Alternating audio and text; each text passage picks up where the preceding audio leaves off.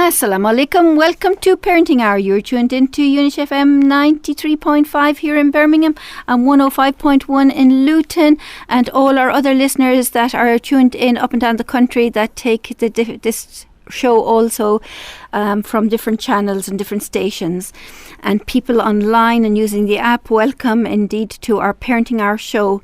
My name is Kathleen Roche-Nagi. I'm here with you for the next hour to have a very deep but very enlightening conversation this evening. Inshallah, we have with us a sister, a mother, a professional, lots of skills and knowledge and titles to her name, but primarily she's going to be talking from her experience here this evening and how she's reached this stage. So her name is Sister Urfana Ayub, and she has a very, very interesting story that I think will help a lot of listeners to gain a lot of knowledge and I think energy from her, and maybe in not just how she has moved in her life and what she has done, but how she's managed to cope through that and strategies she has used to get to where she is now.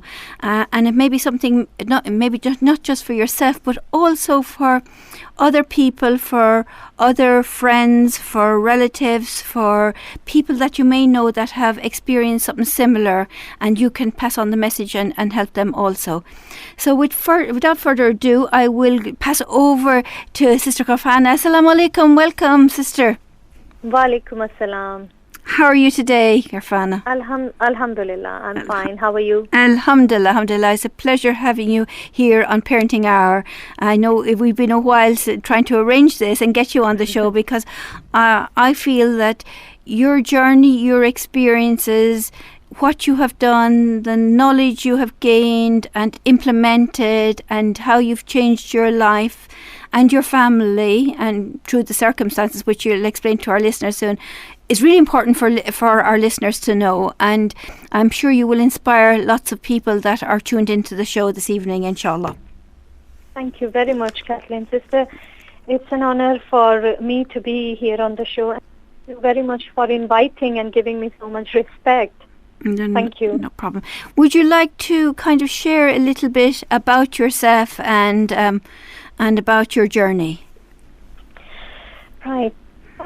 A little bit about myself. I'll go back to me, the mother of 4 children. Mm-hmm. As a professional, I'm a social worker and a counsellor. Mm-hmm. And it was about 10 years ago when I lost my eldest son. And that was the point which actually was a turning point in my life. Mm. And there was a new path and journey, and I would say path which took me to meet many, many people, and I was exposed to a lot of pain and hardships and soul searching. Mm. Mm. And that was the path which made me a writer. Mm-hmm.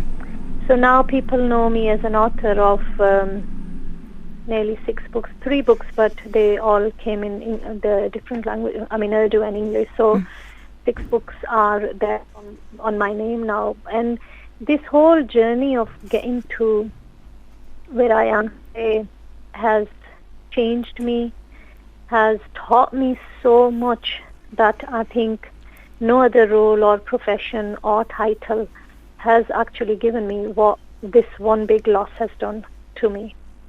Yeah, I can, and I can feel that even through your voices and how you're explaining this. And I think to any mother listening in that has gone through something that you've gone through, losing a child, we don't expect our children to take their final journey before us as parents. Yes. We expect we'll be taking our final journey before them. So it must have been a huge shock to you, because I know it was quite sudden as well. Very sudden. Yeah. And what age was your beautiful Adam at that when? Adam was 18. 18. Yeah, he was turning 19, and he was in his first year of university. Yeah. So Very he was young. is very young indeed, just starting his life, independent life really, and we don't expect our children to leave us that suddenly, what parent is prepared for that? No. We're not prepared. But sometimes we mention this in our parenting courses, that our children are on their own journeys, and I know we expect to be there longer and that journey in their lives with them, but we are all individuals on their journeys, and we are just guiding and nurturing them on that journey. Inshallah, this will not happen any of our listeners, but it does happen at times, and I know some other people have gone through very similar situations like yourself, where children have died in car accidents, etc. And that's why I wanted you to come on the show, really, to kind of explain how the feelings going on for you at the time, as for those parents, and maybe how they can use or implement some of your knowledge that you've gained. So you have, mashallah, written 3 books now, and these books are wonderful books to read, and you have changed around so much in your life. So maybe if we can start just back a little bit before the books, about the situation. I don't want to put you in any pain, but whatever you feel like sharing about feelings that was going on for you at the time and what was happening. Right. Before the books, I think it was a very normal life, very happy life, very usual life where you are busy, where I think we all go through that phase. Most of the time we are so busy in the fast-paced society that your daily routines, your pick and drops, your work, your house, your cooking, eating, everything is normal.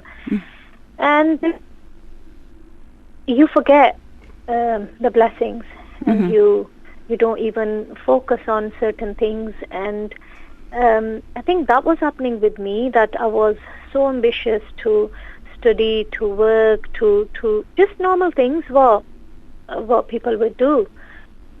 And then suddenly, because it was a sudden death, it's Muharram started now, and it was 10th of Muharram in the morning he passed away.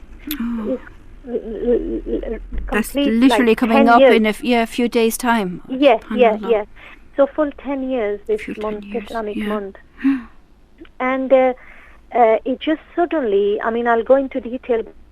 If you're living a very normal life, and then day-to-day business and everything is normal, and routines and business and everything, and then suddenly your eldest child, who you were he was one of my very good friends. I felt like I lost 2 people. I lost the eldest one, and I lost my good friend.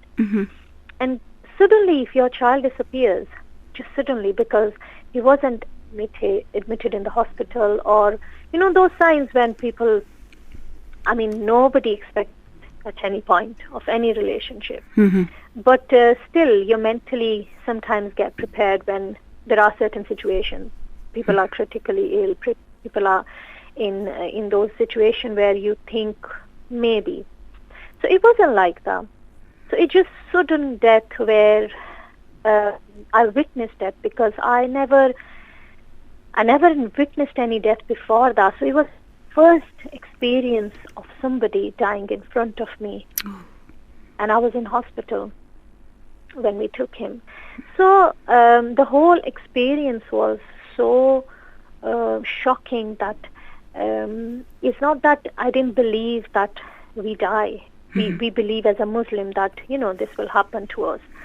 But I think when suddenly things happen in front of you, in front of your eyes, and if it's your first child, you don't. Maybe nobody is never ready. That's the reality, which hits you, that this is the reality of life, and this is, this is the actual. The belief is, as a Muslim, we say, we know that Allah has got the power to take us away whenever He wants. So going back, when Adam was born, he had heart condition. So he did through some surgeries, and then he was growing fast, healthy, and I never forgot about his health condition. But when he died, he just had stomach ache a few days, and he was perfectly fine, no fever, no cough, nothing. So I never imagined that anything can happen. And I took him normal general checkup for his stomach ache, and when we went, they said he's got pneumonia and he's got chest infection, and within few hours he died in front of me. So it wasn't a long-term sickness or admission or anything. So you had no time to prepare for it. It was literally minutes, really, you're talking about. Yeah. I didn't even lock my doors when I was going. I just went. I thought he walked with me to the car, because he wasn't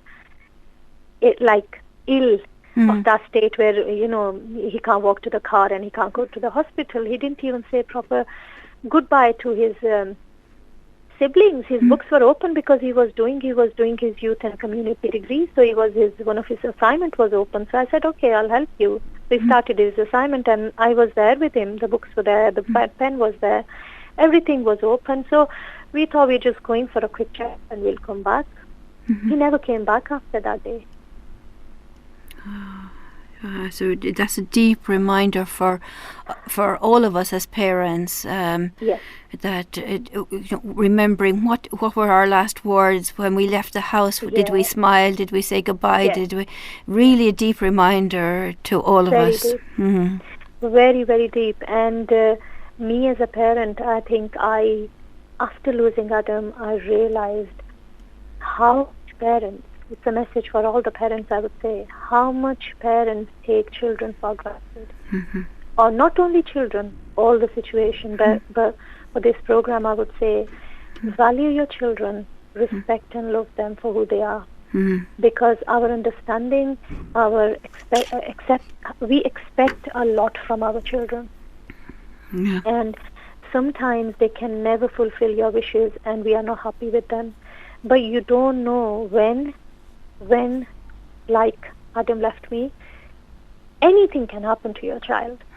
And then there is, apart from some memories you will have nothing in your hand.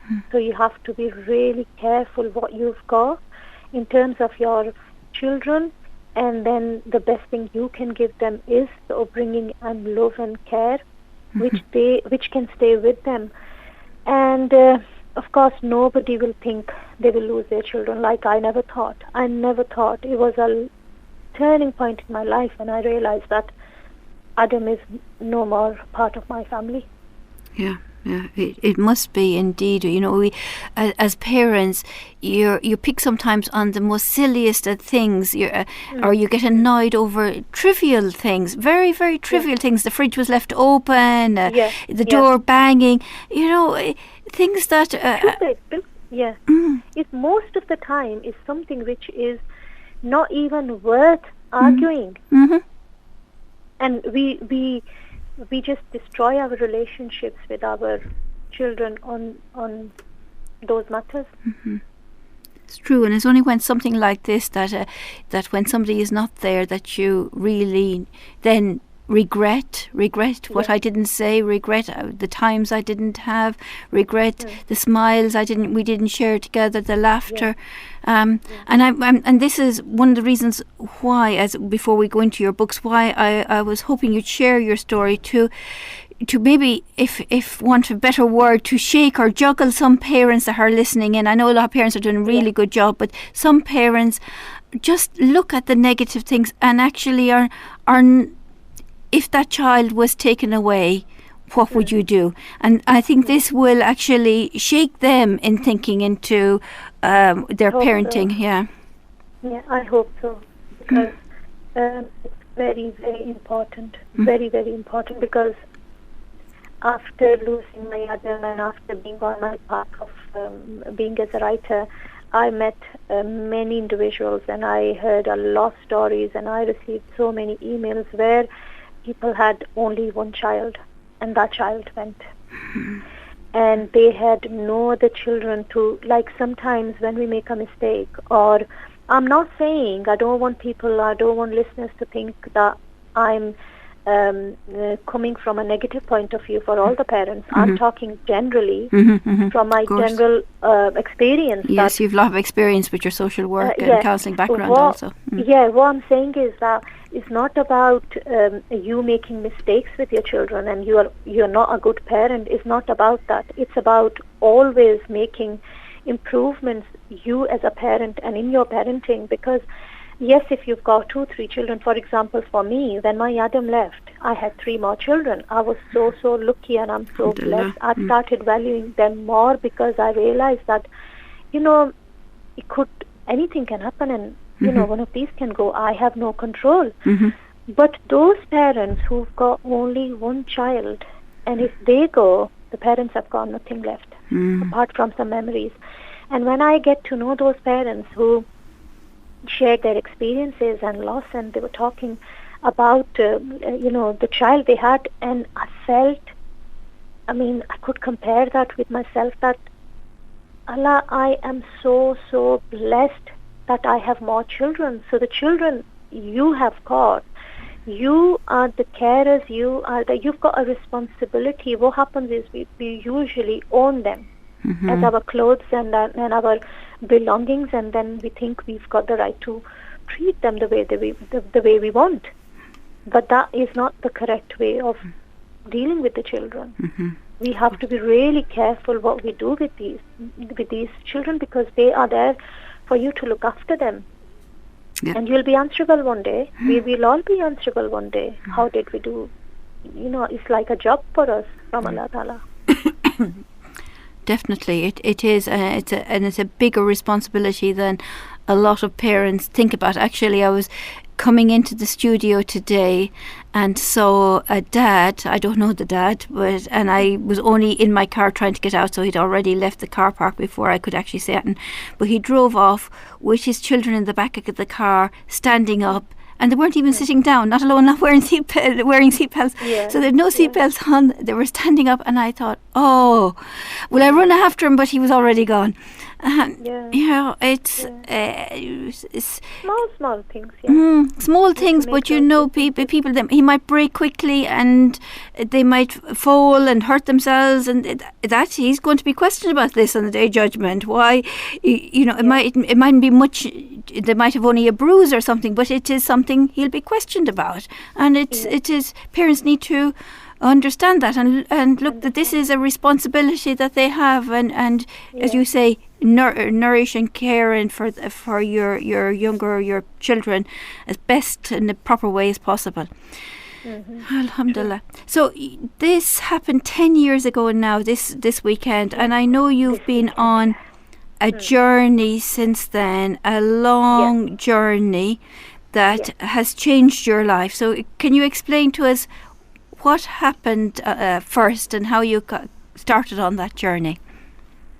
First, after losing him, it was, I think for me to actually go to the graveyard and see a grave, it was an experience because it was 27th of December. And the graves were all covered with snow. So my experience of entering the graveyard and then looking at my son's grave, all covered, all white grave, and I couldn't make any sense that my child is in here. And I've left home where all the heaters were on and the central heating was on, and because 27th of December, snow outside, you know how cold it was. Yeah. So for me, the comparison of me in the house where the heating's on and coming out to see my son's grave, which is covered with snow, I couldn't make any sense that how does it work? And then there were so many questions which I wanted to ask my God, that Allah, I want to know the answers, because I was so busy in this dunya, in this world, achieving and running after and daily routines and working and studying, that I never realized that what was the purpose of my existence? Why did you created me? So there were so many questions that I think that loneliness, the time where I had time to actually think that was the time where I met my Lord. That was the time where I got connected to my Allah. And that was one of the most beautiful times, with tears and loneliness and reflection time, where I could plan my life ahead. And I was waiting for bereavement counseling. And they were taking so long that I felt like I need a way of expression. How can I share what I'm feeling? Who to share what I'm feeling? So it was just a random decision. I didn't plan or anything. I just took a diary and I wrote something that, whatever I was feeling. So then I started to write in that diary whatever I was feeling, and then I realized. So you did that from your own interpretation. Nobody told you. Nobody. No. It was just me. It's just from Allah. That is a way of Allah put that into your mind that this. Yeah, just for me. Yeah, I had no plans, nothing. I'm not the type of person who will write diaries. Like people write their personal diaries or their reflections. I'm not that type of person, so I had no clue how this thought came to my mind. But yes, I started on and off, and it wasn't a routine like 2 days, 3 days, 4 days. Whenever I felt like I wrote it.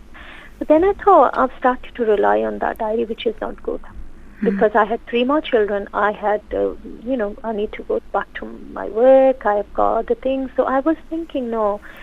I'll give a deadline to my writing, my diary, personal writing. And I put myself a year. I thought, okay, let's see how it goes, and hopefully I'll become strong enough to not to share, not to write, and then I'll stop. And then when the year was finishing, I felt like, I said no to counseling then. I thought, no, this is helping me. And I had a very good family network. The support network was there. I think one thing I would say to the listeners as well, that when you go through a pain like this, please be there for each other, because that matters a lot, and that can change the whole situation for that person who has lost, or anybody who's gone through a very difficult time. Your support, your listening ear, your visit, your a quick call or a text, it can change. It can make a huge difference to that person. And I think I was very, very lucky to have a lovely family around me. MashaAllah. Really good friends around me. So they all tried to play their part. So I think I was very lucky. And apart from that, then this diary that helped me. Then I didn't need any counsellor for bereavement counseling. I didn't go for that.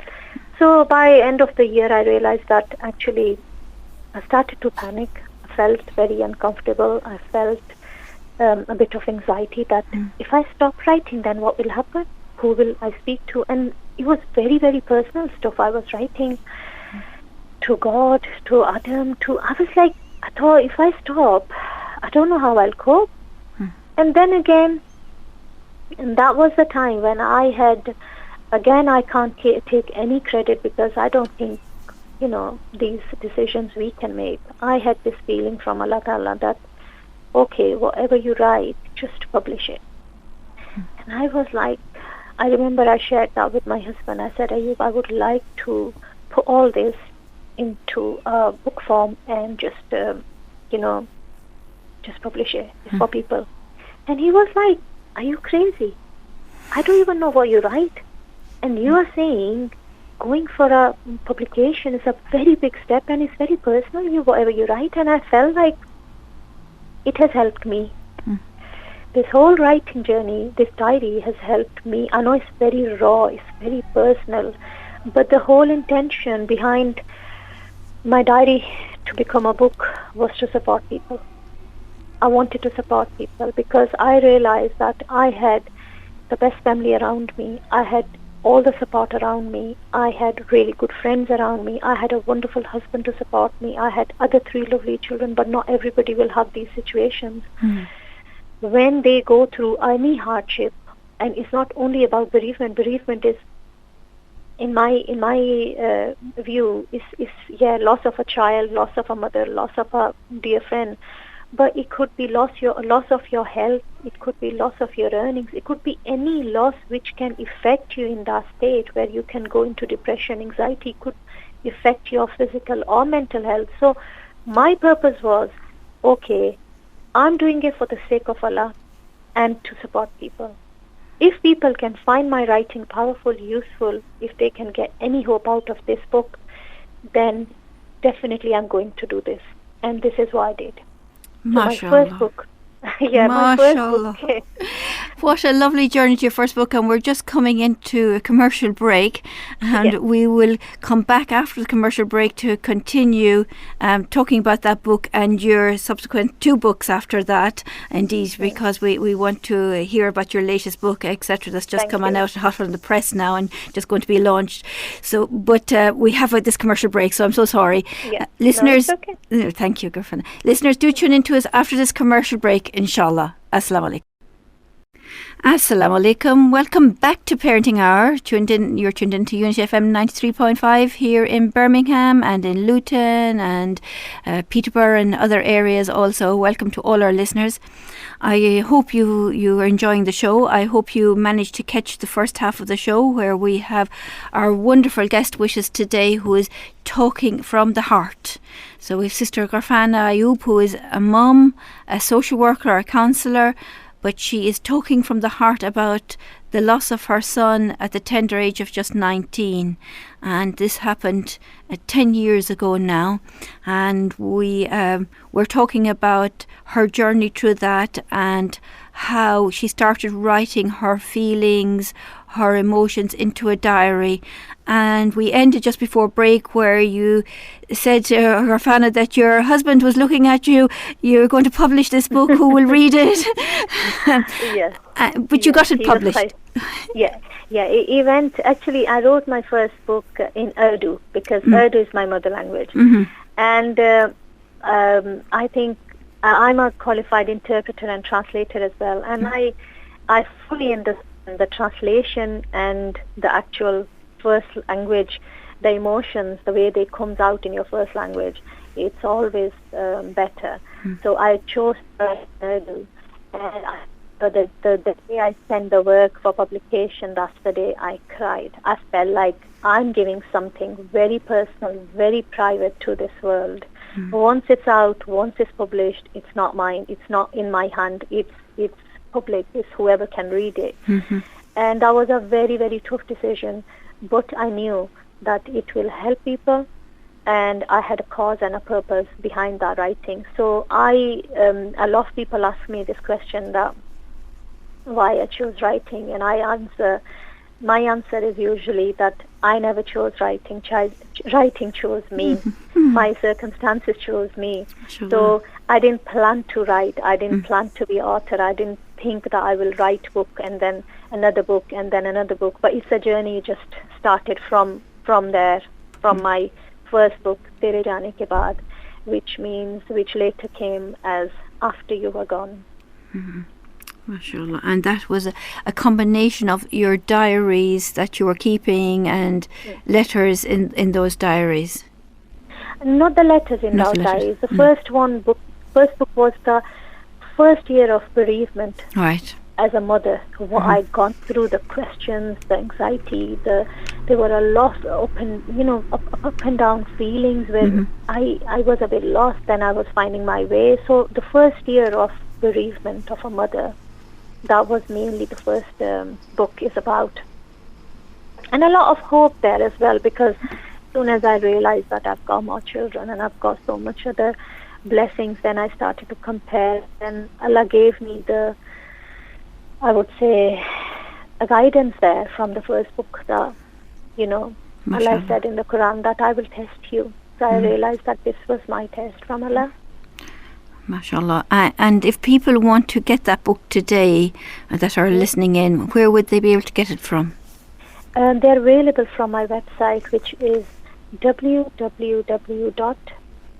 A-D-A-M, Ayub, A-Y-U-B, www.adamayub.co.uk. And a lot of information about me, my books, my cause. Everything is available on the website. Wonderful, wonderful. And that's both English and Urdu. Both languages, yes. Brilliant. All my books are in both languages. Because some of our listeners may like to buy that for themselves and have a read. And so that was a very emotional then first year journey in that book. Yeah. Which did you feel that had helped you? I know you said you started writing and then you actually didn't go to counselling.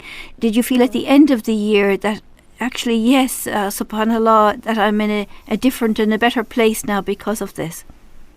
Yes, I felt like there was no need of counselling, because me as a counsellor, I've been sitting on that chair and I know how, how I would feel as a counsellor, but how will I feel as a client there? And I waited. Of course, I was on the waiting list, but I didn't get the chance to go for that. But instead, I write. I wrote the diary and then the book. I felt like it was very powerful. I had no idea the power of writing. I was quite surprised how powerful your writing can be. It was very comforting, very, very comforting. MashaAllah. It helped me. MashaAllah, MashaAllah. Yes. And then after that, you actually wrote a second book. So can you tell us what was it that inspired you that you went on to continuing on writing? The second one again is quite interesting, that while writing the first one I never planned. It was a diary and then it became a book. So second one I never planned that I will ever write. I had no clue, and it was this month of Muharram. And before 10th of Muharram, the day he passed away, I was just sitting in my room and I was thinking, I was missing him, and I was thinking about him, and I just picked up the paper and pen and I wrote a letter to him. And I realized in them, I think I wrote the second book after about 5 years after the first one. Okay. And I was thinking about myself that I am changed. I've changed so much. If Adam come back, he'll say, "Mom, what's wrong with you? Because you have changed." And I was thinking about this, and then I thought, why am I a changed person now? And that was linked back to the loss I had. And I wrote the letter to him and said, "Adam, do you know things have changed in this world, but your mother has changed." That was my first letter, and I wrote to him, and I realized in 5 years so many things have happened. I would love to tell him. His brothers and sisters have grown. I remember when he passed away, that it was a very early stage of Facebook. And then now I think, oh my God, look at the social media, where is it gone? So I was thinking about so many other things. I would love to update him. Right. MashaAllah, was his brothers and sisters older or younger than him? He was my eldest son. He was your eldest. So they were all, So that was the beginning of my letters to him. And on and off I started to write, "Adam, this has happened. Adam, you know what happened after your death? Your brother's done this, your sister." And I realized I was again finding the comfort what I did when I did the writing, the diary. And this is how my second book came. And again, it was in Urdu for the same reason, which was titled as Mere Khat Tere Naam, which means My Letters to You. And later, they bought about 3 years ago, both Urdu books came in, they were launched in English as After You Were Gone and My Letters to You. So now all 4 of them are available on my website. And I think the second one, again, the feedback I was getting for the first one and the second one was overwhelming, and I got so much respect and love from people and encouragement, a lot of encouragement. That helped me to actually write my third book, which will be launched on the 22nd of September at Bradford Hotel in Bradford. And my new book, which is coming now, is called Sentiment, and in Urdu is called Ehsas. Yes. Indeed, I have this in front of me here. It's a very interesting and powerful read, and really good for parents to reflect back on themselves and love and principle. Some things in it I've really picked up that are lovely and meaningful to everybody. Yeah. So that's launching on the 22nd of September. Is that open to people to come meet you and to attend the launch? Yes, it's just to clarify. All my books is not my business. What I do is all the sales go to charitable causes. Mm-hmm. So the tickets are £25 each, mm-hmm. which will give you a 3-course meal from my Lahore. Yeah. And a copy of my book of your choice. You can, when you show the ticket on the counter, you can get either Urdu book or English book, whichever you choose. Wow. And then we will have, hopefully, inspiring speakers there, mm-hmm. and me as a guest speaker, and we'll have a Q&A session. Great. With me. And, of course, the message behind my 3rd book, which is all about relationships, emotions, and human psychology, mm-hmm. and mainly to reflect on personal relationships and how we can improve our relationships and have a better physical and mental health. And relationships is just not about one person. It's mending relationships around whoever you are part of. It could be your children, your spouses, your family members, your friends. And in overall, what I want to achieve is, if we all work on our personal relationships and reflect, we can make the society a better place. Mm. That is something I would like to achieve. So I'm quite hopeful, and I would like to invite all the listeners, if they can. The tickets are available from my website, again, www.adamayub.co.uk. You can buy the tickets online, and I would love to meet people on that day. I'm a very people person. I do get emails, I do get calls, but I love to meet personally people, and I hear their stories, and I think the depth in my writing is because of all my all the feedbacks I get and all the people I meet, and I listen to their stories and share their life stories, and it's so enriching and mm-hmm. learning experience for me. I feel like I learn from each and every person. Yeah. It's a beautiful experience. Mashallah. And I know you as a person that you are like that, mashallah. Alhamdulillah, and how you treat people and value people, mashallah, in your own life and deal with others, mashallah. People would love to come and meet you, I think, and hear your experiences and how you're writing this book, which is a different book again from your previous books. Very different, yeah. So can you explain the differences there between, because we were talking about the letters and the second book, maybe go into that a little bit more, and then the difference, please, before we go. I think all 3 books are very different, mm-hmm. because sometimes people think it's a sequel or there is a connection. There is no connection. The first one as I said, it was mainly about my bereavement and about the loss. Mm-hmm. This is the first year of my bereavement. The second one is about society. It's about people. It's about different issues. And I'm very sure that readers will find themselves in many letters. Because the whole book has got a lot of letters, and every letter's got issues which are in our society. It could be us as people, it could be collective issues, it could be personal issues. And most of the people say to me, I could find myself in 5 letters, I could find myself in 6 letters, because it's about people, it's about society, and be a part of the society. So you can't say that my writings are right from my heart. It's not written from my head. It says that it's not like, I know you use your mind, but in simple words I would say my books are written from my heart, mm-hmm. not from my mind. Mm-hmm. And very, very simple words and very simple issues which are core of the society.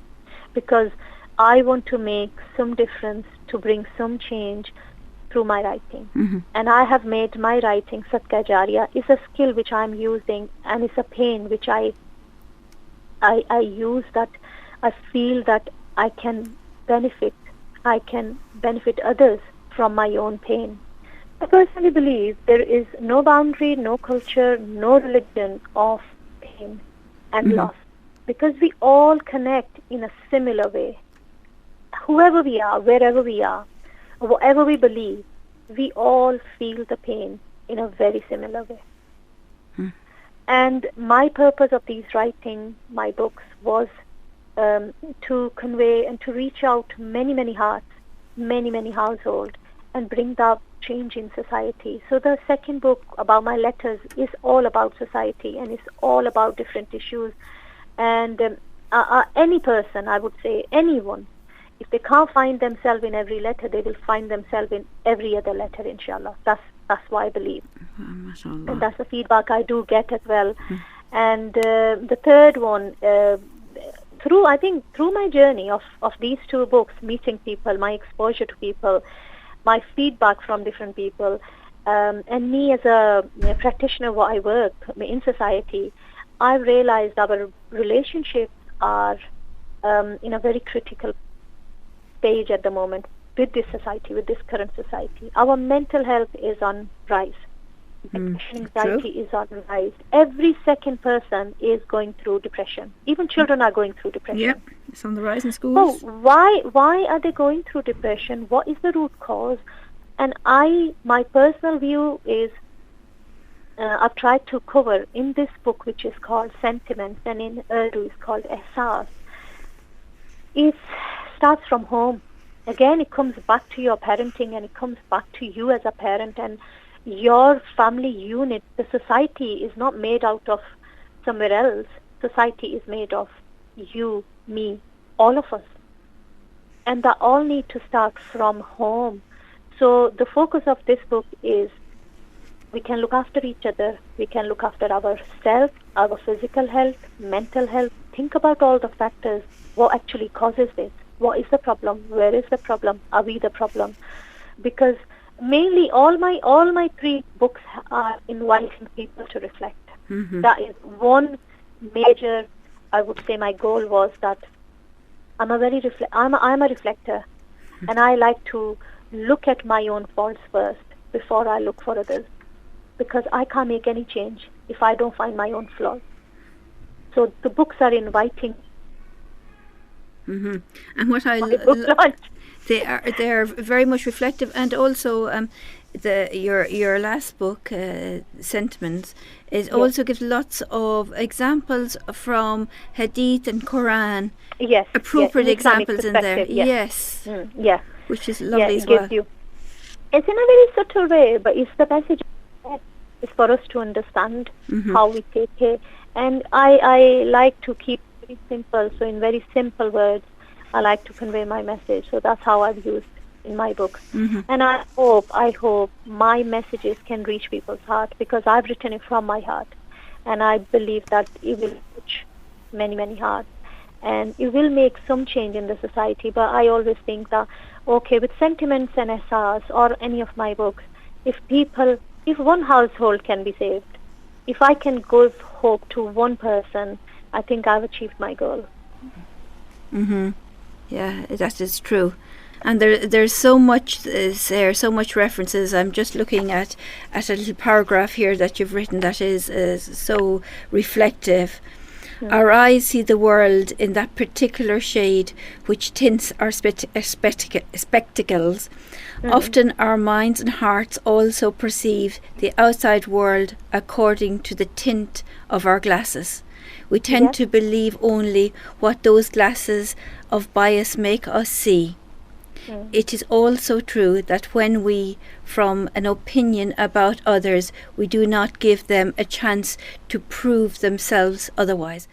What I wonder if just one paragraph, listeners, to the book, and it's many, many pages. You can see the in-depth knowledge and reflection in here that will get you thinking about yourself as an individual, as a parent, as a spouse, as a child, maybe too, if you have parents, as a sister, as a brother, as a neighbour, how much you can get from this book in reflecting about yourself and looking at things in a different way. So, that was just one little paragraph in the whole book, which is a... But Kathleen, I believe that everything what I've written is strong. What I strongly believe, or either it's my experiences of life, or either it's my very strong beliefs, because what you've just read it's very true. It's the color of glasses we wear.